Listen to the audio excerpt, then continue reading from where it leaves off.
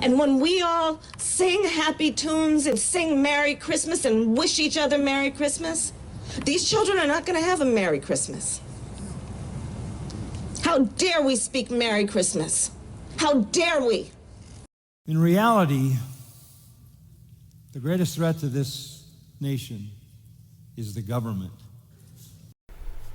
With the elections a few months away, we are seeing each party campaigning on the trail to try to convince us of what they're selling.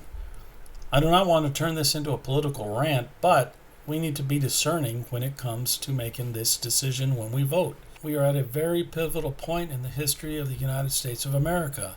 As the left has shown us in the last 3.5 years, they want a more controlled society, and the right wants to take it back to where Americans had freedoms and could afford to live. We need to see that the government is not our savior or our supporter. In Genesis 3, after the fall, part of the sin curse, God had told Adam that he should eat by the sweat of his brow. Meaning, if you want to eat, you gotta work. Very, very basic idea. You gotta work to eat. When all these things have been given to Adam and Eve, all was taken away just by their sin. Work is a major part of life these days, but when families have to work 2 or 3 jobs or even more, there's a big problem. The current government has brainwashed millions and millions into thinking that what we need to do is to be supported by the government and not even work at all. Programs today are in the billions and billions of dollars just to give to those who are buying into this socialist type of government. What you should be seeing here is that it goes against God. Socialism, CRT, DEI, all of it goes against God. You might even say that it's satanic, antichrist. Satan wants no more than to make everybody dependent on a ruler that is clearly against God. Satan is weaving this lie that all must have the same exact thing in life no matter what.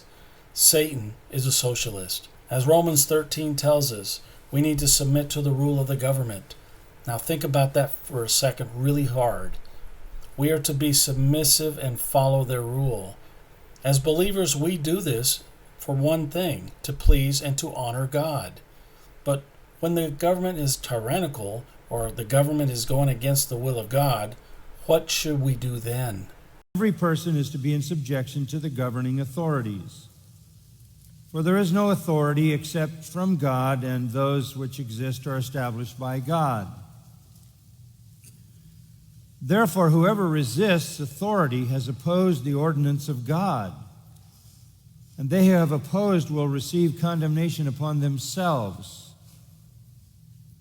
For rulers are not a cause of fear for good behavior, but for evil. Do you want to have no fear of authority? Do what is good, and you will have praise from the same. For it is a minister of God to you for good. But if you do what is evil, be afraid, for it doesn't bear the sword for nothing, for it is a minister of God, an avenger who brings wrath on the one who practices evil. The role of the government is to restrain evil. And when it functions to restrain evil, it is fulfilling its God-ordained purpose.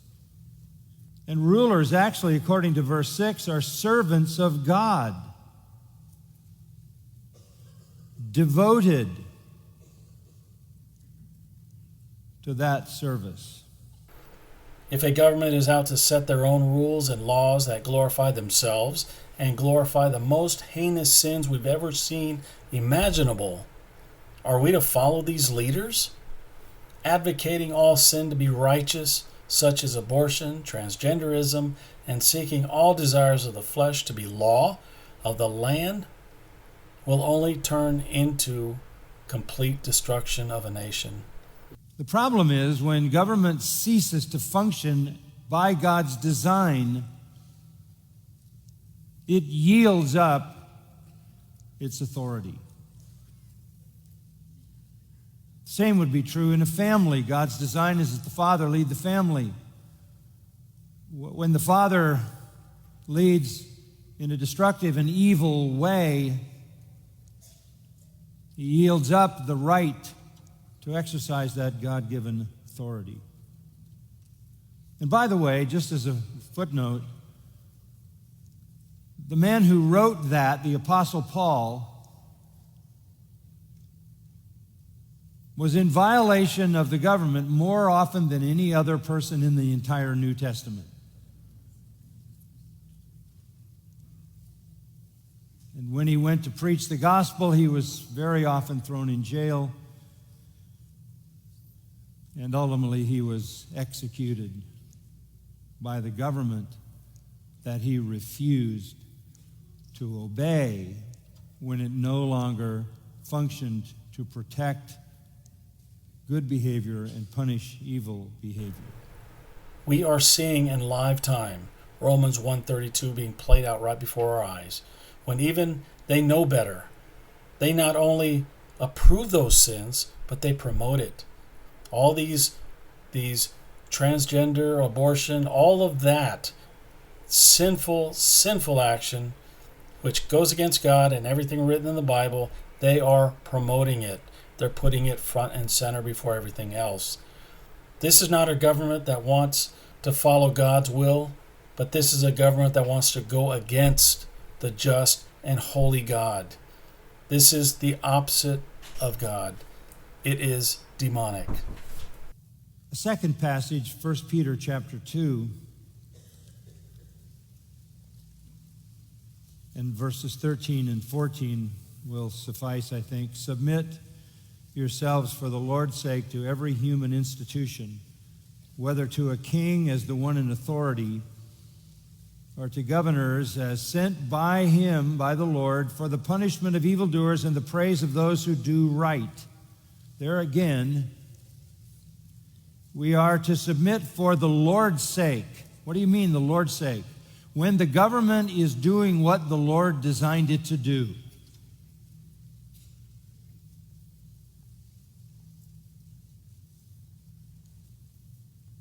When government turns the divine design on its head and protects those who do evil and makes those who do good afraid, it forfeits its divine purpose. In our world today, rulers are designing a culture that protects the immoral. It even has reached the point where it desires to protect criminals and makes those who do good afraid. When the criminals are unrestrained because they don't fear the consequences, but the police are restrained because they fear the consequences of stopping criminals, you know everything is turned on its head.